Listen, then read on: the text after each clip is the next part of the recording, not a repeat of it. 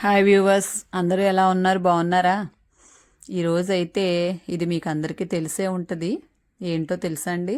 చాలా వరకు తెలియని వాళ్ళు తెలుసుకోండి, తెలిసిన వాళ్ళు ఇలా ట్రై చేయండి. నేను వండిన విధంగా కూర ట్రై చేసి ఉంటే ఓకే, లేకపోతే ఇలా ట్రై చేయండి, చాలా బాగుంటుంది.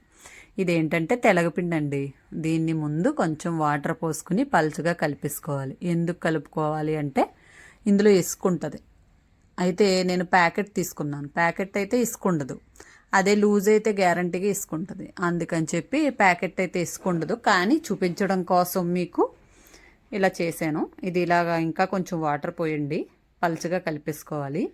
మనం తేర్చుకుంటే అడుగున ఏమైనా ఉంటే వచ్చేస్తుంది. ఇది ఇప్పుడు స్టవ్ మీద పాన్ పెట్టేసుకుని అందులో వేసేసుకోండి. ఇందులోని ఇలా పలుచగా కలిపేసి వేసేసుకోండి. దీన్ని కలుపుతూ ఉండండి స్టవ్ మీద పెట్టి. మెల్లిగా ఉడుకుతుంది, ఇదంతా దగ్గరికి అయిపోద్ది అనమాట. అయితే కలుపుతూ ఉండాలి, కొంచెం అంటుకుపోతుంది, అందుకని చెప్పనమాట. అందులోనే కొంచెం పసుపు, ఉప్పు కూడా వేసేసుకోండి. ఇది బాగా దగ్గర పడిన తర్వాత మళ్ళీ ప్రాసెస్ మామూలే. ఉల్లిపాయలు వేయించుకోవటం, కారం వేసుకోవటం, అది ఈజీయే.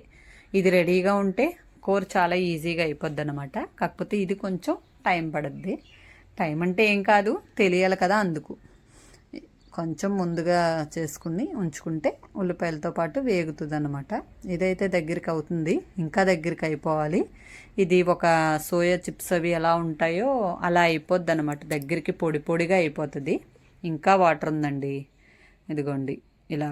ఇంకా ఈ వాటర్ కూడా దగ్గరికి అయిపోయేదాకా చేసుకోండి.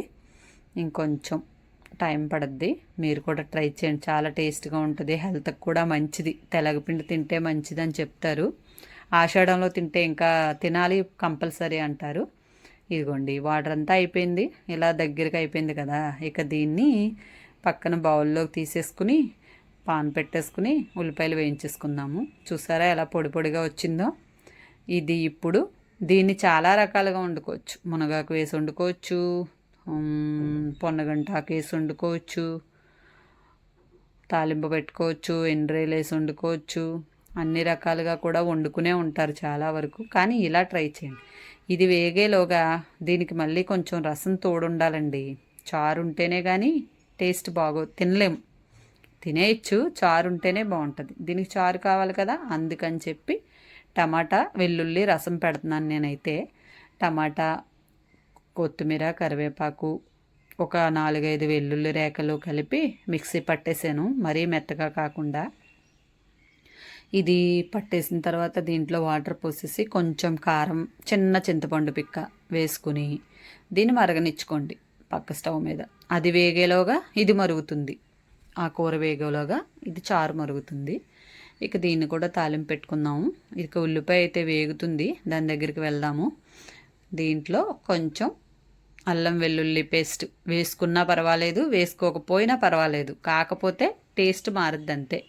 అదొక టేస్ట్, ఇదొక టేస్ట్. ఏదైనా మాత్రం తెలగపిండి ఎలా వండుకున్నా టేస్ట్గా ఉంటుందండి. చాలా నచ్చుతుంది మీ అందరికీ. ట్రై చేయండి, నచ్చితే లైక్ చేయండి, సబ్స్క్రైబ్ చేయని వాళ్ళు చేయండి. చేసిన వాళ్ళకి థ్యాంక్ యూ సో మచ్ అండి. ఇక వేగిన దాంట్లో కారం అయితే వేసేసాను. కారం ఎక్కువే వేసుకుంటాను నేనైతే, ఎందుకంటే అది స్వీట్గా ఉంటుంది. కొంచెం పిండి కొంచెం లైట్ స్వీట్ వస్తుంది, దానికి కొంచెం స్పైసీగా ఉంటే, కారంగా ఉంటే బాగుంటుంది అని చెప్పి నేనైతే కారం ఎక్కువ వేసుకుంటున్నాను. ఇది చూసేసుకోండి. అలాగే ఉప్పు కూడా చూసేసుకోండి. అందులో వేసాం కదా, మరి అందుకు అక్కర్లేదు. లైట్గా తక్కువ ఉంటే కనుక సాల్ట్ కలుపుకోండి.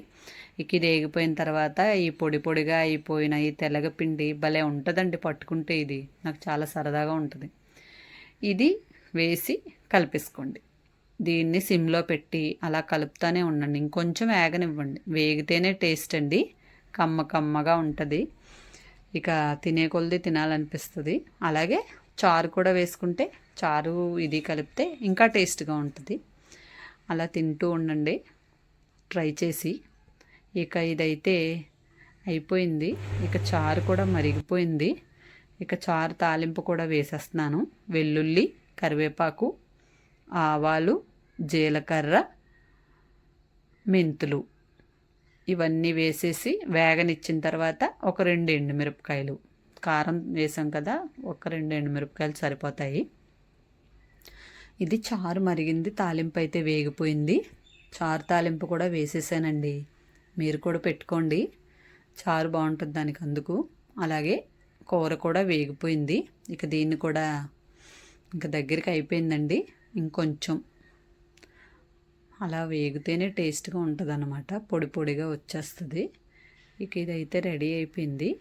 ఇక దీన్ని రైస్లో వేసుకుని కలుపుకొని తిని చూడండి. మరి నచ్చితే లైక్ చేయండి, చాలా టేస్ట్గా ఉంటుంది. మీరు అందరూ తిన్న తర్వాత, ట్రై చేసి తిన్న తర్వాత నాకు కామెంట్స్లో పెట్టండి. ఓకేనండి, బాయ్ బాయ్.